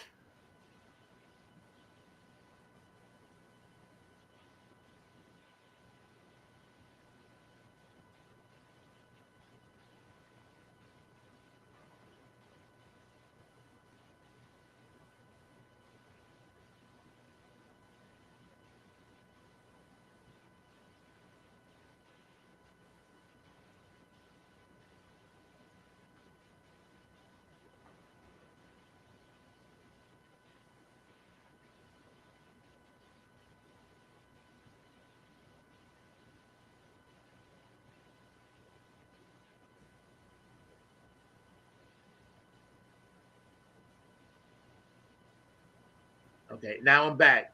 And I still can't hear her. Mark, can you hear me? You're on mute. I can't hear you. No. All right, go right ahead. I have no idea. Somebody, yeah, that's right. No lunch for you, Mark. Dr. Brookenstein knows somebody is seriously messing with something today. I don't know what it is, Linda. I have no idea. I apologize to my audience because I don't know what's going on. We've been trying different links, trying everything. So I have no idea why it's acting like this. Usually we have some glitches here and there, but we never ever have these problems ever. I've never had nothing like this happen. Maybe we're getting too close to something. I don't know. Maybe. Who knows? Maybe. I don't know. People, I have no control over this. I'm not really afraid, but this is bizarre. What do you think, George? I don't know. What do you guys are out there? What do y'all think is going on besides Sir Nose, devoid of funk? Can you hear me now? Okay. Can you hear me now? Yes. All right. Now we can. What do you think is going on? This has changed from a complete show to now a technical show. What the F is going on back there? I'm trying to figure it out because, like I said, y'all were talking plainly today because I could hear y'all earlier and everything. And then, like I said, because I was watching the show from afar, but I have no idea why it's not giving her some volume now. Because it just stopped, bro, in the middle of her conversation. The volume just stopped. Just stopped. I have no idea. Yes, and we all went in and out. She came in and out. I came in and out. You came in and out. So I don't know, man. I have no idea. I apologize to my audience. Yeah. Who knows? Could be. You're right, Dr. Brookenstein. Who knows, man? I'm not afraid of anything. People, they can't really stop this show. I mean, it's not like I have 100,000 people watching. Yeah, we on that. It's crazy because we've been all checking all of this stuff like triple since this happened. Yeah. Cindy, we all been like checking him, this and that and the third, and so yeah, we've been on that. I have no idea why all of that is happening. Because I use a laptop mic, Mark uses a laptop mic, and most of the time my guests, they don't have a mic or they use their earphones. And I thought maybe if her Bluetooth battery had died, that would cause it, sometimes. But I believe she's just on her laptop mic. Yeah, it's something, not again. Are you using your phone or the laptop? Okay. See if you can use your phone. Pull a link up on your phone. Try the phone. Yeah. Try the phone. That may work better. Turn off the laptop and try the phone. I'm going to hang up the phone. I've got to hang up the phone. So I'm going to hang up the phone so she can use the phone. Yeah. Do that. I'm going to hang up the phone and then use the phone, Linda. Yeah, try to use the phone. Yeah. I know the phone will work. I got faith in it. My audience, please, let's send Linda the positive vibes. I got faith in it. But Mark, while we're waiting on this to happen, right? Yeah. What do you think about women in politics as far as lifting up the country and leading us like we need to be led? I think that women leadership is a wonderful thing. Like I told you before, my mom ran for Secretary of State here in North Carolina way back when, and definitely would have been a great Secretary of State. The woman that beat her has been Secretary of State for a number of years. I want to say close to 15 or 20, that being Elaine Marshall and everything. And definitely I was a fan of Hillary Clinton and others. So I think that women leadership is a wonderful thing. As a matter of fact, we just had some women that was from the queer part of society that were here yesterday. I was not here yesterday, but they were some great leaders like Desmarais Gatewood and Amasada Bernie Scott, who is a leader here in this area. And so there are a number of leaders that are of different kind of orientations, different politics, different a lot of things. So a lot of the organizations that I am aware of are actually woman run, and they actually do quite a good job of being woman run and all along those lines. So I would have no problem with a woman president. There have been a number of countries that have had women leaders, and they have done an effective job of leading the country, all in that space. So I think that it would be wonderful if we had some strong women leaders, and there are some strong women leaders throughout the country of the United States and throughout the world. I believe that wholeheartedly. And I don't know why we're not taking advantage of that. Again, Mother Earth, to me, it's a natural progression. And I don't think there should be a question about someone getting equal pay for the same job.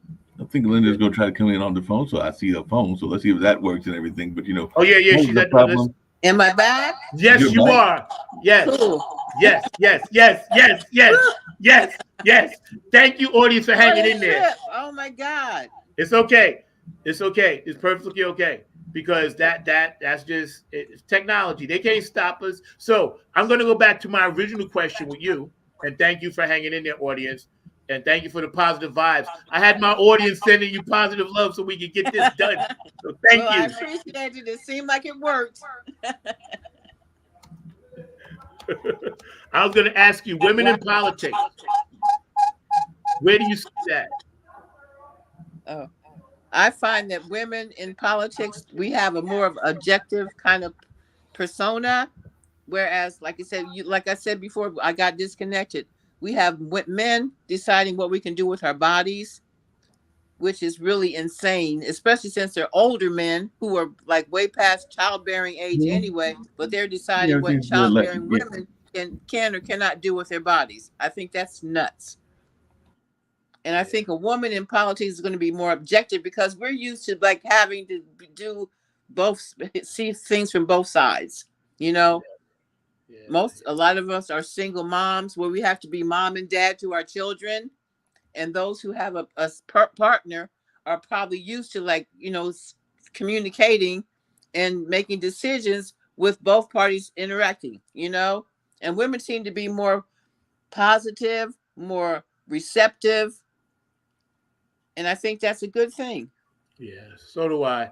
I believe that when we, we were talking about local before we go national because we still got to speak on Biden and Trump. But I believe that right now we're sitting at a crossroads, and by that I mean young women that are 18, 19, 20, 21, 22, 23, 24, that age group is going to really determine what happens going forward with our elections. Of course. Yes. And as they should, because it's their legacy that we've left a legacy, but they have to move forward and come up with something that works for them. Yeah. Exactly. We can't decide for youngsters because we're not youngsters anymore. They have a whole nother agenda. Yep. So what's important to them might not seem important to us, but as the future grows and they grow with it, they're going to be the ones calling the shots. Yep. That's right. That's why I tell all young people I meet now, I try to be a mentor. I say, listen, I'm 66. I done did my time in the front of the bus. I'm willing to sit back in the back seat now, support you guys, and watch y'all do your thing.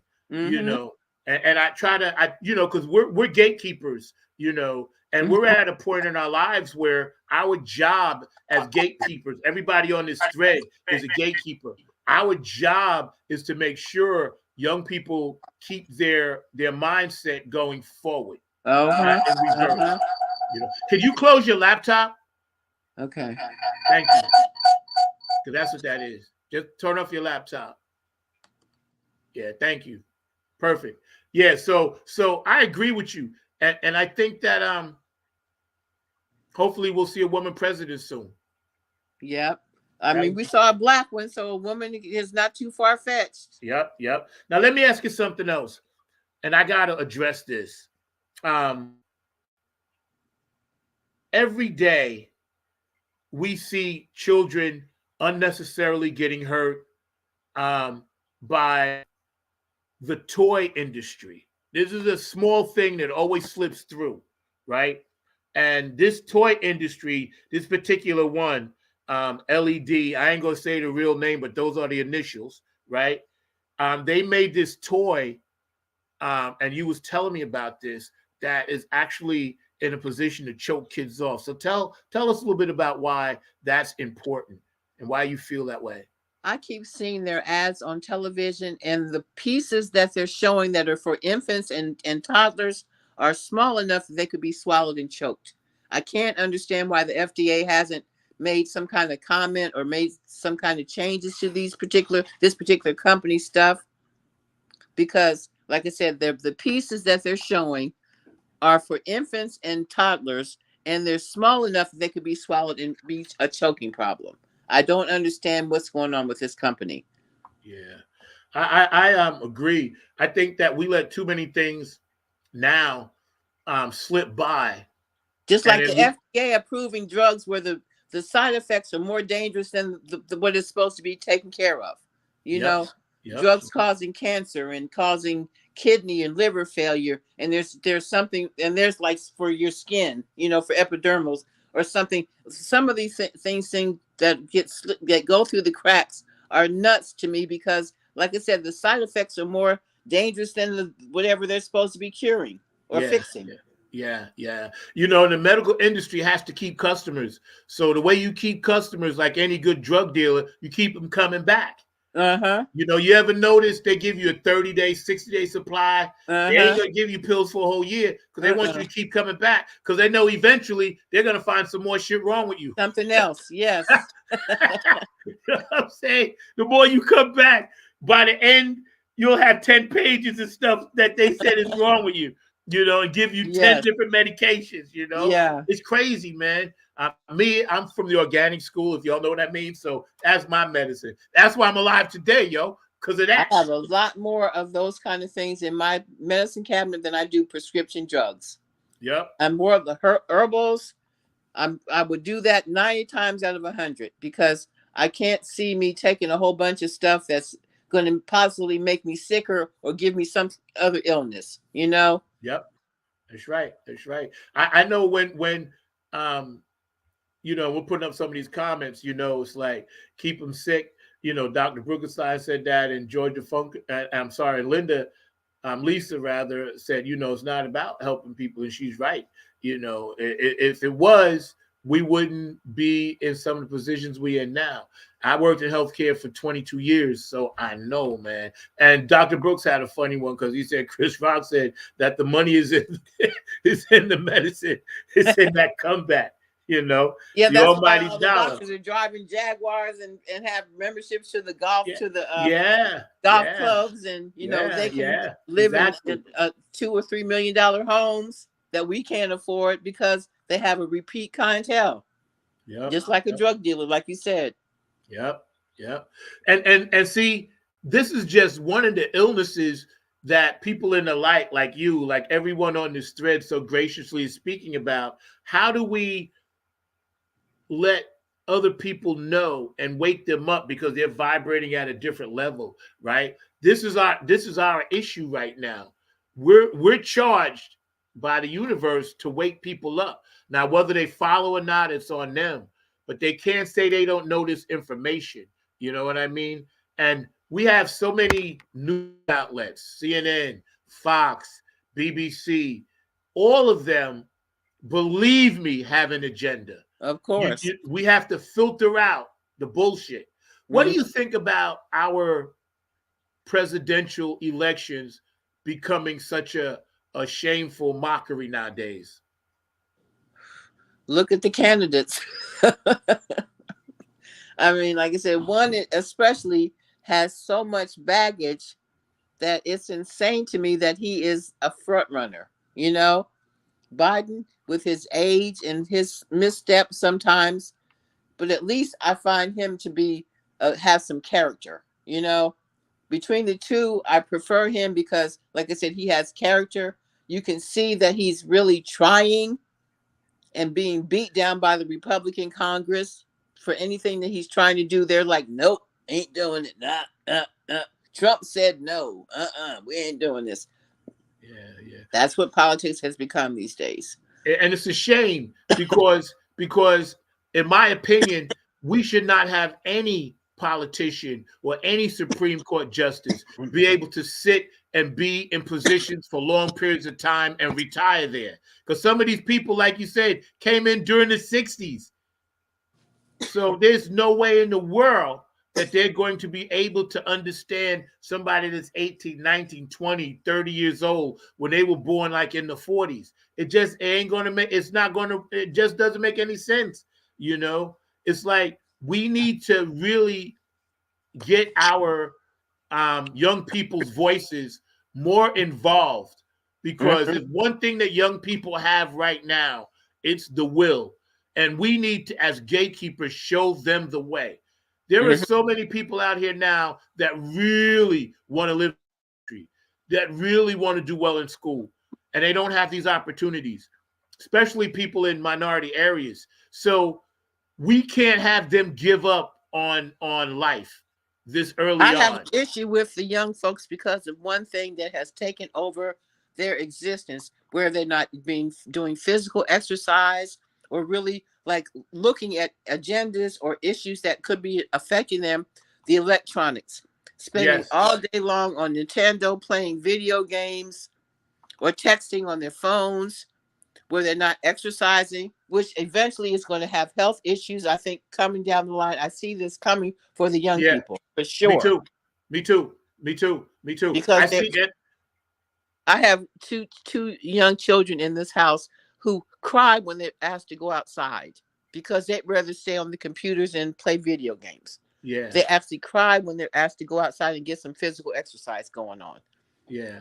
And that's kind of pretty much the teens, tweens, and maybe the young 20s people. That's their agendas now, you know. Yeah. How high they can score on a video game. Yeah. I think, and it's actually in the Olympics now. There's a sport, you know. Oh, you gotta be kidding me.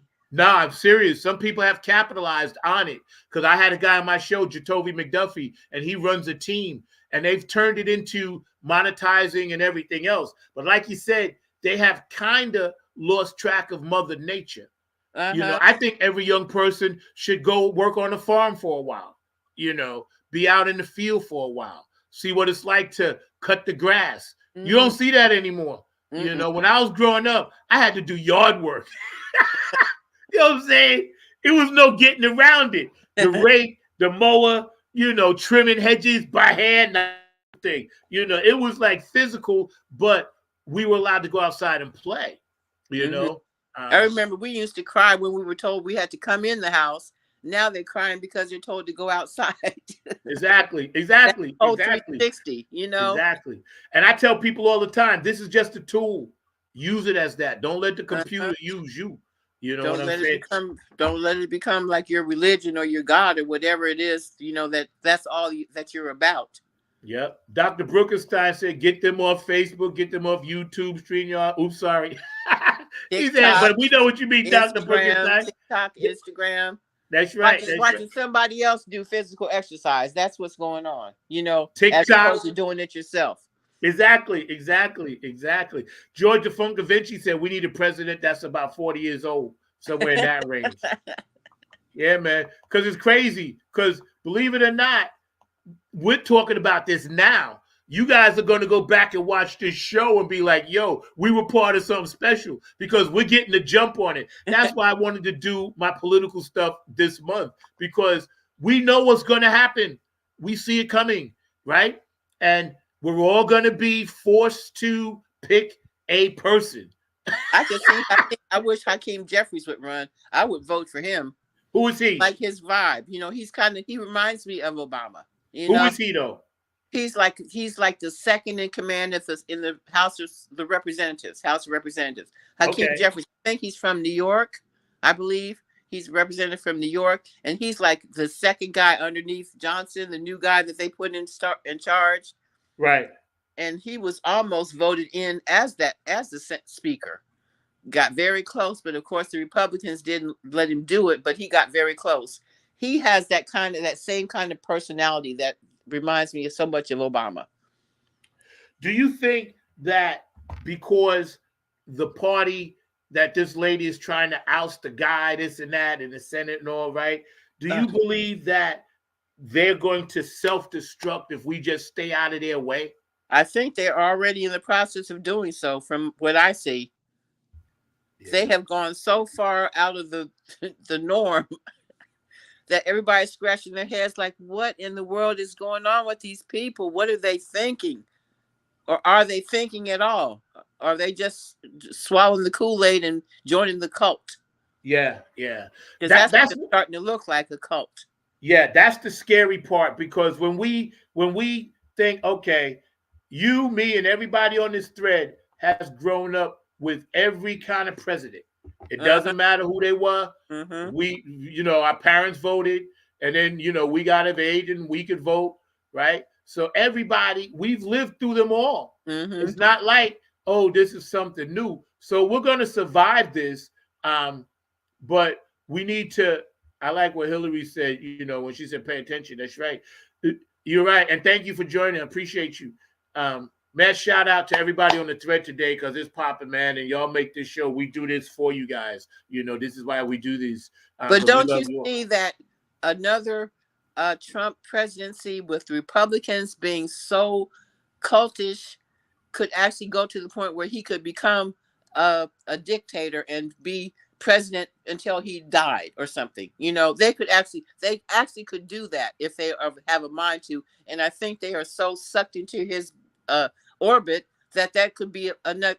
He decides he doesn't want to give it away after 4 more years. He wants to stay there until he's old and gray or dead, and then have one of his kids take it, like most of the oligarchs or those people, like the guy in Turkey and the guy in not Ukraine. Oh shit. Hungary. Oh, right. Exactly. Turkey. Exactly. And like when Hitler was in power in Germany, that's where he's going. Yeah. And I think the Republicans are so sucked into his, like I said, his orbit, that if he decided he didn't want to leave after 4 years, they would say, okay, what do you want? I want to be here until I'm old and gray, or I decide to give it to one of my kids. Yes, sir. Whatever you want, we'll do it. Whatever. I see that. I see that as a possibility, and that's scary.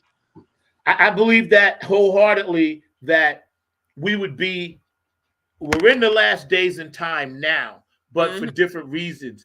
But I believe wholeheartedly, if we allow not him, but anybody with the mindset that wants full power and control, be they Republican or Democrat, I believe we would definitely be seeing the last days and time, because we can't trust people that have nuclear weapons at their disposal.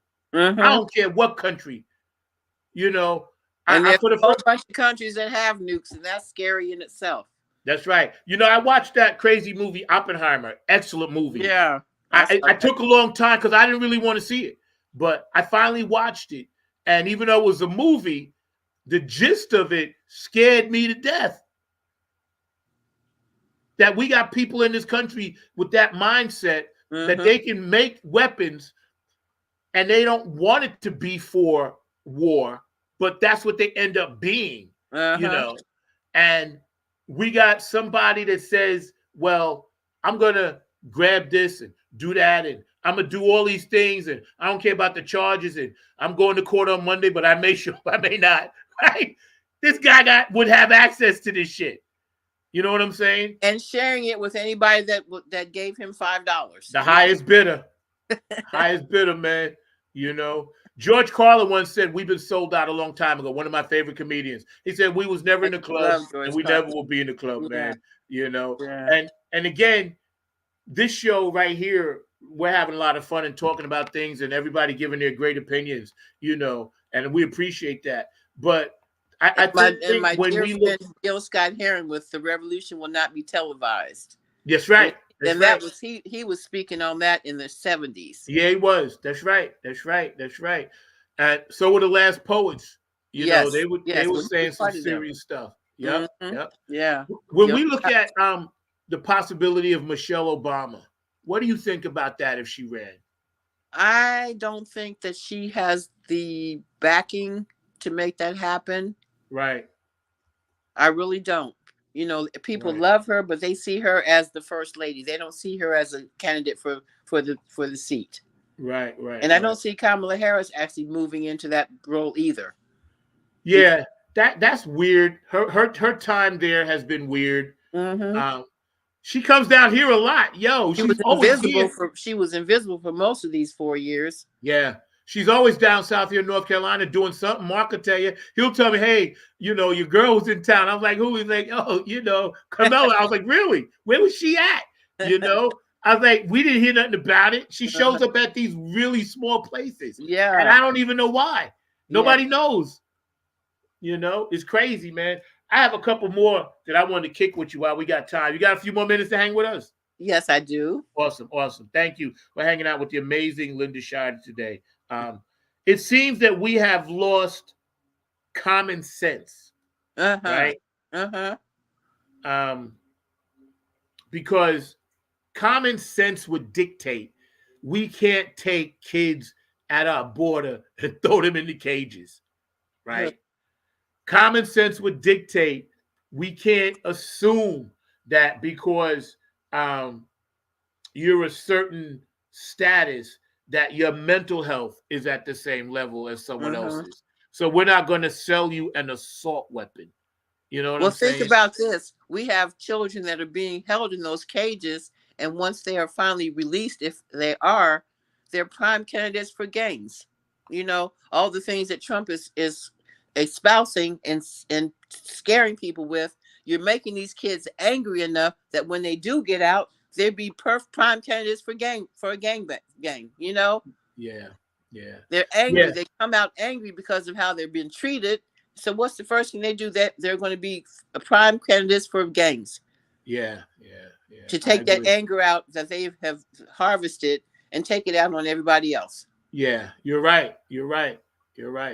Do you think because it's getting close to election time now, the border is going to be a hot topic like the abortion is the hot topic? Yes, they both are. And once again, the Republicans have made sure that no changes are going to be done until the next presidency.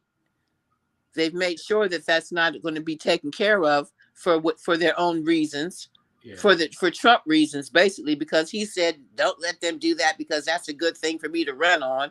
And everybody, yes, sir, whatever you say, we're going to do that. We're not going to change the border issue. We're not going to vote for it. Yeah. It's sad, man. It's become this game that we all got to unfortunately be part of and watch. Some of us don't even want to play. I never wanted to spend $1. They're blaming it on Biden, but the issue is Congress will not pass any bill that makes any sense. Yeah. That's right. You can't blame him for trying it, but you can damn sure blame them for not doing anything. Yeah, we got some great comments. George DeFuncavinci Hudson said, I think that Michelle Obama would win the presidency if she jumped into it. So that's a good comment right there. And also 45 wants to bring back slavery, but he can't because civil war would definitely happen. I'm with you, George, and I know you got the weapons down there, so believe me, I'll be on my way to Texas. Have you seen that movie coming out about the Civil War? I heard about it. I think that's really bad timing for that movie to come out with the state of the country. So do I. And everything that happens in the movie, they're giving us a preempt to it. Exactly. Or giving somebody some kind of incentive. Yep, that's right. I saw the previews and I'm like, are you kidding me? Yep. This would be the worst time for you to put a movie like that with the country so polarized. Yeah. And people already talking about Texas, talking about seceding from the Union and all that kind of stuff. Yeah. It's funny how we let corporations and billionaires have taken over the country. And Eisenhower warned of this when he said, beware the military corporation complex. And I'm paraphrasing. He spoke about this. And I remember that speech because my father told me something like that in the 60s. And he showed me what Eisenhower had wrote. And I did a book report on him as one of the generals that became president, right? And he was hip to this because there was things that they weren't letting him be privy to. And he's like, yo, but I'm the president of the United States. How you gonna keep me out of this? And see, we have allowed corporations to do that. And that's crazy. And George is right. We don't hear about the border situation until election time. I think they call it the industrial war complex, if I'm not mistaken. Yes, that's right. That's right. The industrial war complex. Exactly right. So history teaches us that we're getting ready to see a shift, a change. The age of Aquarius is here. Women are pushing their way into power. Mm-hmm. We're getting ready to get involved in all these wars again, just like we did in the 40s. Mm-hmm. You know, mm-hmm. but we got crazy people with nuclear weapons, including ourselves. Mm-hmm. You know, we got Congress sitting down talking about UAPs and UFOs and having a full session on it. Now we have an enemy in outer space. They got to always give us another enemy to fight. Always. That's what we do. Always. You know. So we're going to put a bow on this. And Linda, I'm going to give you the full screen for a minute and take your time. We want to thank you for being one of the true funk soldiers. Thank you for always giving us your insight. And we appreciate everything you do. We love you. And I didn't get a chance to talk about your book, but we'll get to that next time, your comic book, because I had pictures of that as well. And I posted one on Facebook, the one that you and I took at the ball. And thank you for that, man. And George is funny. He said, we live in a tricky world. Trick or treat. More tricks than treats. You always say something funny. That's true, though. Tricks than treats these days, unfortunately. That's true, man. They knock at your door. You don't know what you're going to get. Exactly. You might have a 45 in your face. You never know. Exactly. But you being a funk pioneer, I got one more question for you.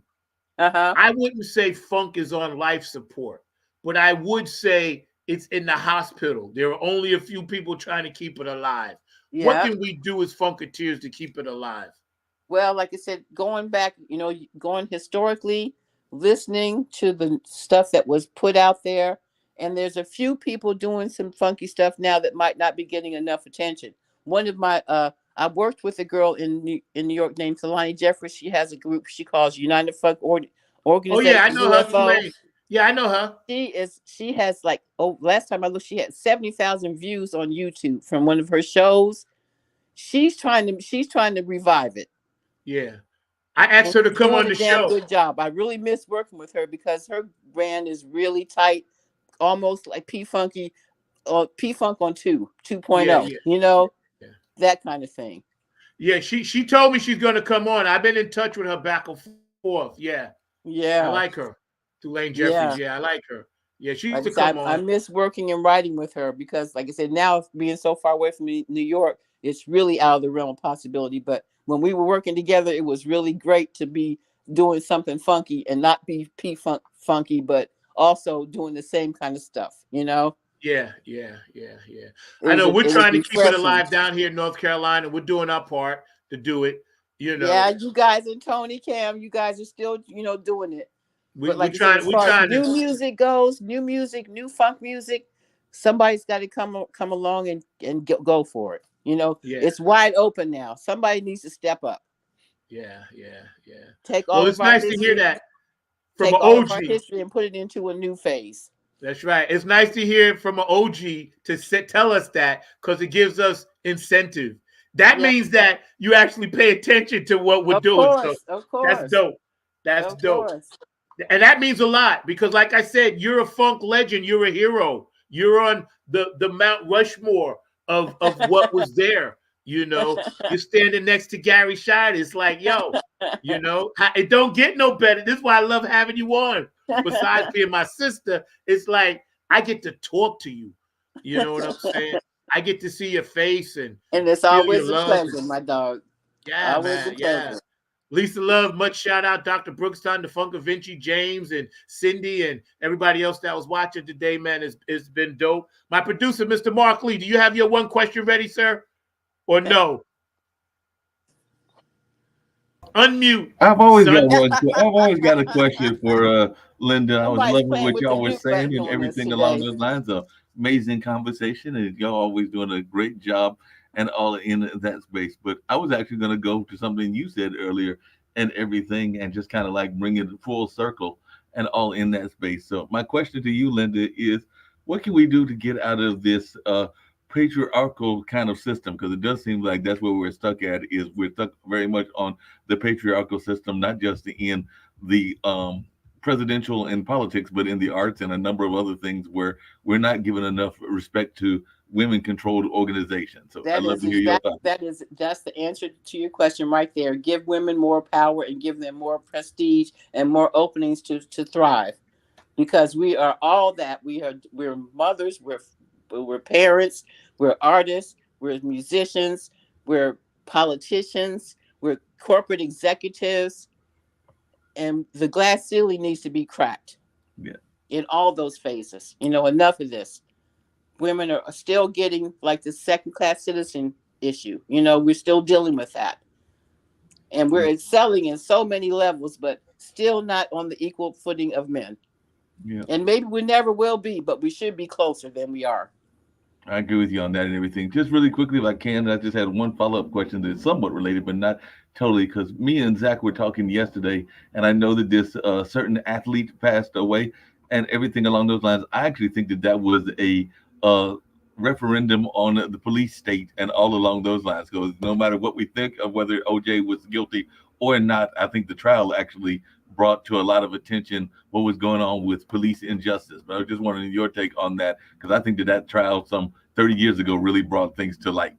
It certainly did. As long as so is Rodney King, the poor brother in New York that got shot with 40 some bullets just trying to go into his apartment complex years ago. What happened with, I think what'd you say, in Minneapolis, Zach? Yeah. Where the guy got shot that they had already arrested. I think it was Chicago. Killed him. Oh, Chicago. I mean, like I said, that stuff is still happening. Maybe it doesn't get the attention that certain things did. I mean, me personally, I think that OJ did it, but he had such great lawyers, they got him off. I always felt like he did that. Yeah. But like I said, the justice system works much better when you have money than it does when you're just an average Joe. Yeah, that's right. That's right. That's right. Cindy made a very nice comment that I wanted to get to, and I didn't forget. I was just trying to figure out a way where we could get this in, Cindy. And thank you for watching. That's my girl up in Seattle. So we love you over there, way over there. It's the top 1% who are controlling the purse strings of the world. Yes. We, as citizens, can change this by boycotting, buy local, don't overpay for a brand name. Better clothes and jewelry are always made by local artists. And of course, that goes to music too. And she said, vote. So here we are together, all talking about the same thing, right? And we all have the same thing and our same goal. George the Funky followed up, the Funkavinci followed up and said, yeah, it's like, this is what we need to do. So when we think about what you said, Linda, about, having young people take the reins and change the country and change the world. That's what we need. And I'm going to give you the full screen. Thank you for that, Mark. Thank you, everybody watching. It's almost 2:00. So we've had a wonderful show. We did not let Illuminati, Sir Nose, the cabal, the government, nobody shuts us down. We don't go like that. So y'all hear that next time. You can't stop the funk. Because as P-Funk says, the funk will survive just like it always does. That reminds me of a time we were in Europe and one of the bus drivers was so dizzy he never could find the venues we were going to. And one place in Germany, we ended up with 9 people and no instruments. And we pretty much ad-libbed our way through the show until the rest of the group finally got there where we started over. But we realized we don't need all this intensity. We're fine just with the vibe that we had with me, Clip, George, Gary. Who else was there? It was I think it was maybe 9 of us. I can't remember the rest of the people. I just remember and Clip was playing drums with spoons. And I'm handing him the spoons and singing at the same time. And of course he's sweating, so the spoon would slip. I have to give him another one. Then it got to the point where I didn't have any more. And about that time, the rest of the group got there and we started the show all over again. Funk is its own reward. I got to tell you something real fast. When I was hanging with Clip in New York, he told me the spoon story. I had just never heard the end. He said, yo, there was a time when I played drums with spoons. And I was like, get the And he's like, no, bro. I'm telling you. He said, I played drums with spoons before the band got there. He told me that story in 1998. Wow, that puts a cap on it. Because I never knew the story, the whole thing. I knew he was there. He told me. So shout out to Clip. I remembered that. I said, bro. So I asked him, I said, did you use the spoon head or did you flip it around? And he said, no, he used the spoon head. I was like, yeah. And like I said, he was sweating so much that they would slip. and go sliding across the stage, and I have to give him another one till I finally got to the point where I don't have any more. But it was just around that time when I ran out of spoons that the rest of the band came in, and we started all over. That's a dope story. We called ourselves the Mighty Nine for years. We were the Mighty Nine because we handled that stuff with no mics, no equipment, just pretty much raw talent. Wow. See, that's one for the book right there. And yes, Dr. Brookenstein, I'll have to buy Mark lunch because he got Linda back on, which is great. Although it was my idea, but I'll give Mark the credit. We've had a great time hanging, man, and thank you for these wonderful stories, the insight.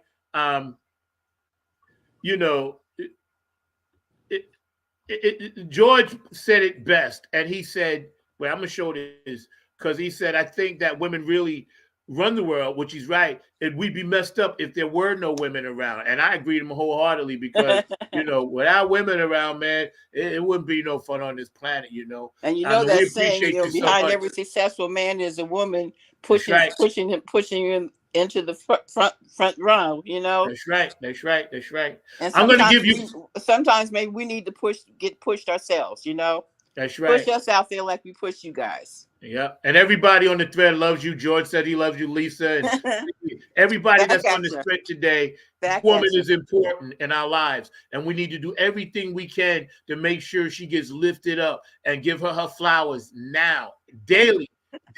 You can check her out. Check her on Facebook. She's got new music coming out, and just go and support and check out, the comic book. And I'm going to give you full screen, and then we get ready to get out of here. All right? Okay. Yeah, the comic stream was like a labor of love for my husband, Gary.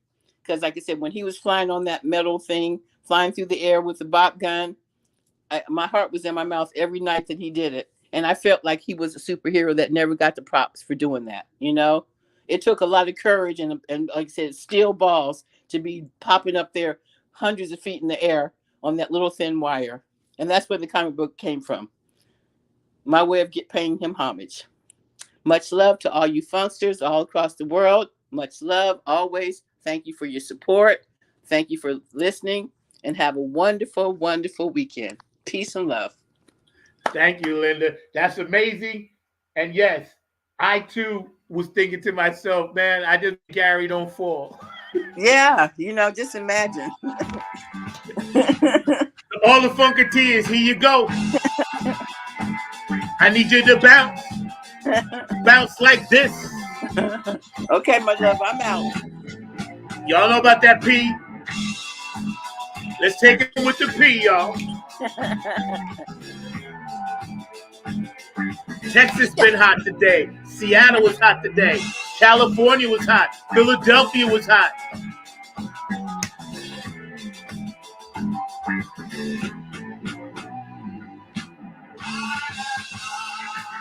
Our guest today was Linda SHIDER. I told you, it's always great when we get people to come on and do their thing. Night of the Thumpasaurus, Dr. Brookenstein. This is for you, son. Shout out. New York City, Long Island, Bay Shore, my hometown. Queens, Staten Island. And if you're in the 919, Nappy Funk Army, April 26th at the Poorhouse. Then the following week, May 3rd, at the Mad Crazy Shikori Hills Festival, we'll be headlining there, 5 p.m. Philadelphia, shout out to my dog Gabe. Shout out to Minneapolis. All the people up there in the Detroit 3-1 mile mark. Vanessa Bartholomew, I love you, sweetie.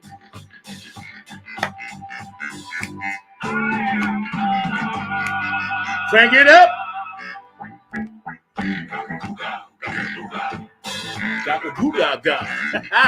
Africa.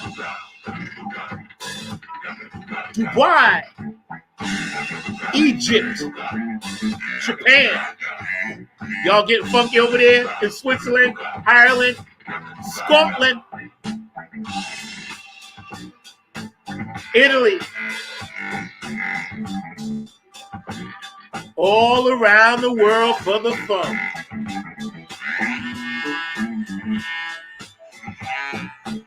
Shout out to Bernie Worrell. This is for my girl, Cindy.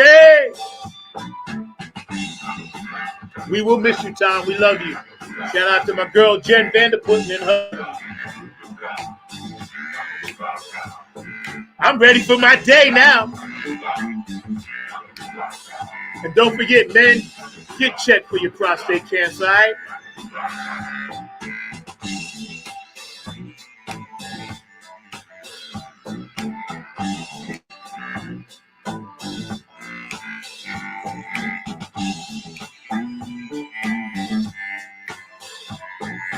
Funk from the seat, 9 on the grind TV.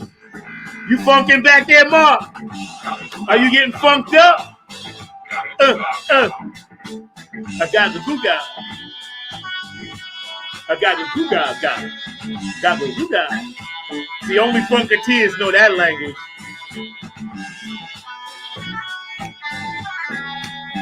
It's been a beautiful ride today. Woo! 2 hours goes by like that. Don't forget, next week we're coming back live with another special guest. We love y'all. Thank you. Appreciate you.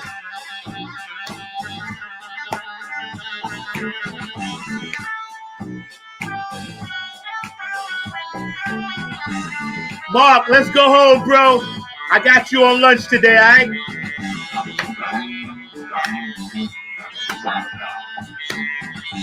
I'm assuming you want like Burger King or some poison crap. I know. Wendy's, cheeseburger, fries. I got you, bro. I got you. Nothing but the P, y'all. Shout out to Bootsy Collins and his new artist on Bootzilla Records. Shout out to Patty. Love y'all. Got to get y'all on soon again. And next month, yo, 4 years anniversary. So y'all send me some shout outs. All right? Everybody on the thread, man, send me a shout out. May 4th is our anniversary.